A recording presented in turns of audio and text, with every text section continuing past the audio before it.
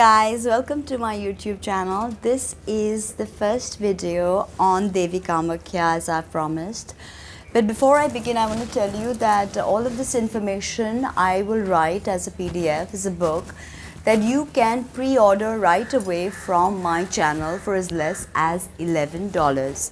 So kindly consider pre-ordering this book on Devi Kamakhya, because I'm going to be including tons and tons of information that is not easily available. Firstly, I have had a lot of personal experiences with Kamakhya. I live in a city called Calcutta and it's pretty close to Guwahati. In fact, the languages are also similar, Bengali and Assamese. So I've been going to this particular place of pilgrimage, the Yoni Peeth, since I was a child. And not only visiting it as somebody who's come for darshan, I have also been lucky in being included in some rituals and some very, very interesting Gujja Pujas there. So I feel myself blessed that I've had this opportunity, and I've always had this kind of crazy connection with Kamakhya. So I am bringing to you a ton of information that is not easily or readily available. And not only that, a lot of information is broken down, simplified, given to you in such a way that you can digest it. So you can make use of this information in your contemporary life. So if you want to book this PDF, drop me an email, tina@tinahills.com, and consider pre-booking this PDF. Because right now it is available for a very nominal cost of $11. So consider booking it now. And also all of this information will be on videos, but it will not be together like in a cohesive collective unit. So having the book always helps, because you can refer to it, you can do more research on it, meditate on it, because this is tons of things, not just a bit about the temple, a bit about its history, a bit about the sadhana that happens there, all in great detail. So do not miss this chance to book this PDF from me. Drop me an email. And of course, I am continuing on with my readings and my workshops. So if you are interested to book a reading, then drop me an email. And if you're willing to look into the workshops and go on a new journey of self-discovery, then please drop me an email about all the workshops, and I'll give you information about all the workshops that I provide. Alright, so let's get started. Like I said, that each video will possibly be 10 to 15 minutes, because I will cut the whole content, and I will make about 5 to 10 videos from it. So there. Now the first things first is that I have a plan, and I've actually had this plan for 7 years. So let's make this kind of an introductory video where I tell you about what I intend to do with Kamakhya and all the people interested. Now there is not only the Kamakhya temple there, but there are all the Dasha Mahavidyas and their temples that are present in Guwahati. It's a very mysterious place, mysterious indeed, and there's just tons to discover there, and a really good place to meditate, because this place is extremely sacred. So I will be doing something like a spiritual tourism thing where like 15, 20, not too many people. So you come from around the world and you meet me at Bombay, and then we move on to Assam, where I will be not only showing you the temple like a normal darshan, but taking you around, telling you the stories, doing sadhana at night, homam on the cremation ground, and all of this I will arrange. So when this is going to happen, I don't know, but if you are interested, because we've got a list of people who are interested.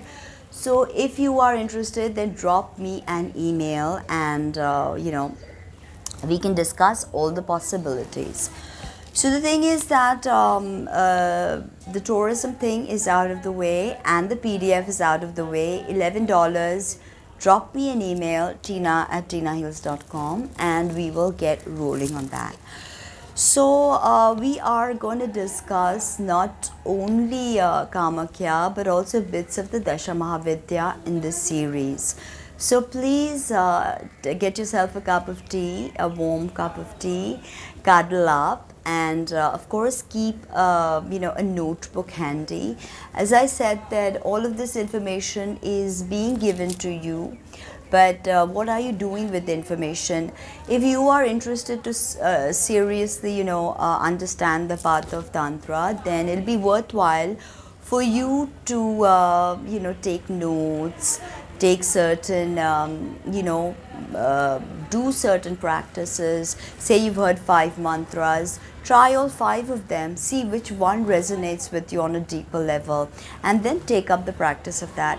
But dedicate time to all the 5 so you understand what resonates with you. It's not always easy to understand what resonates, so try out the paths. Like somebody who's a spiritual neophyte, a beginner, it's always worthwhile to look at all systems, to understand them, to research them, try them out if you can. For only through trial and error do you come to the right destination, right? Think of this, that this life in this 3D is a journey. There's literally no destination. Each and every experience counts for something, even if it's a system that you don't identify with now, or say it's a new system and you don't know what to do. Are you going to go there? Go there. See the secrets it holds, see how it resonates with your energy, because ultimately everything is energy, and energy is indestructible. Life is very mysterious, for we do not see all of the electromagnetic spectrum. We do not hear all of the acoustic spectrum. Actually, we hear way less than 1%. So, I mean, you can understand that there's a lot going on around us that we have no understanding of. So, the way to goddess worship, the way through mantras, and the way through, meditation is a way to connect yourself to the divine force. And no matter where you're from or what caste you are, Tantra is such, is very open, very liberal. And it allows every single person to be a practitioner. So when you say Sanatan Dharma, it's not really a religion, it's the way of life, it's a philosophy, and Sanatan means eternal. So it's kind of an eternal philosophy that we are quintessentially dealing with here. So the thing is that when we talk about goddess worship, we talk about the Dasha Mahavidyas, right? And I've got tons of write-ups and videos on Dasha Mahavidyas, so please check them out. But what a lot of people don't realize is that Kamakhya is none other than an amalgamation of the Dasha Mahavidyas. Okay, because ultimately, as I continue the discussion, you will see that not only is Sodashi associated to her, Tripura Sundari, but she is realized as Adi Parashakti Kali herself. So the thing is that the key component of goddess worship is to realize that all of these goddesses are not different. They're actually one expression of that infinite mother matrix, right? So this eclipse that's coming up on the 16th is actually a great day to begin some kind of spiritual practice that will ground you, that will ground your energy, and that kind of like, will take you on a different path. For if you're not happy, if you're not content, and remember, materialism does not bring complete happiness or bliss. Ultimately, there is something beyond it, right? A world beyond the world that we see. So the way to explore all of these worlds is through meditation, is through mantra, and is through self-understanding, self-actualization, as Carl Jung put it, the process of individuation. Okay, so now I think we're already at 9 minutes here, so I'm just going to give you an introduction in this video, and so you can better understand what I'm offering with this study of Kamakhya. Of course, the spiritual tourism thing, the PDF, and I do workshops. So there will be, and Kamakhya is very Jagrat energy, awake energy, and she is, once you invoke her, then you have this kind of magnetic aura about you, because people notice you, you become attractive. The way you walk, the way you talk, all of that changes. Because why? Because you are, instead of extroversion, you're looking into yourself. And this is important in making a change. So consider this, that this eclipse is bringing the first lunar eclipse of 2022 in the sign of Scorpio in Vishakha Nakshatra. So it's bringing up huge change, and wherever Scorpio is, exists in your natal chart, whether it be D1 or D9, there you have to let go of something.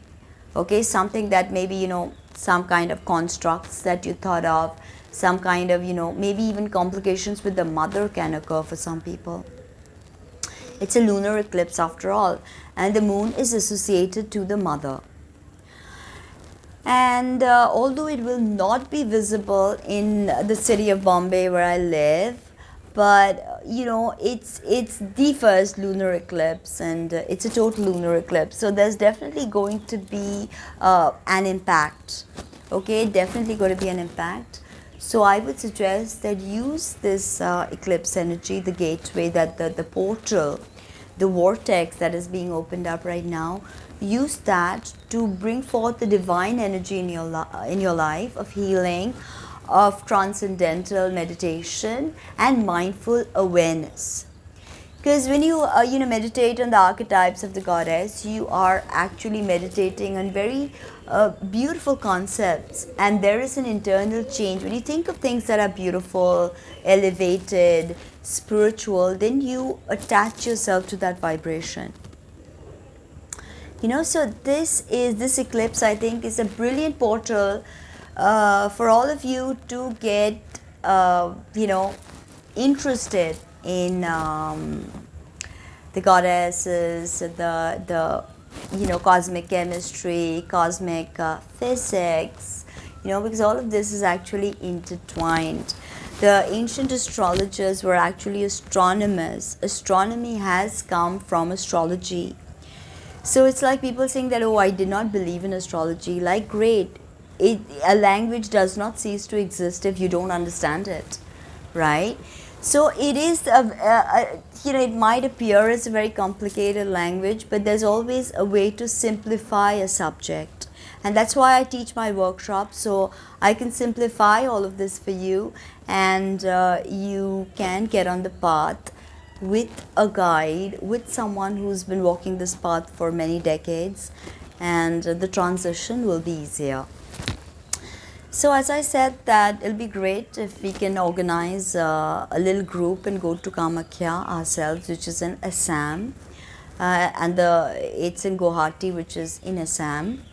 And ultimately, when you go to Kamakhya, there is definitely going to be an awakening, an occult awakening, and it is actually one of the most respected and intense Shakti Peeths of the Devi, okay? And this is the place where her yoni is situated.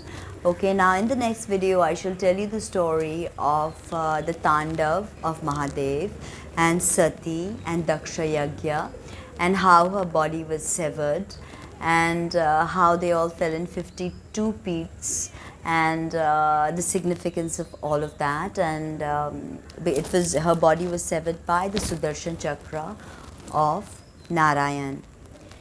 So I will be getting into all of that in the next video, so stay tuned for more, and become a member of the channel. We are providing memberships, and if you want to book, pre-book the PDF, then please drop me an email. Thank you, and see you in the next video.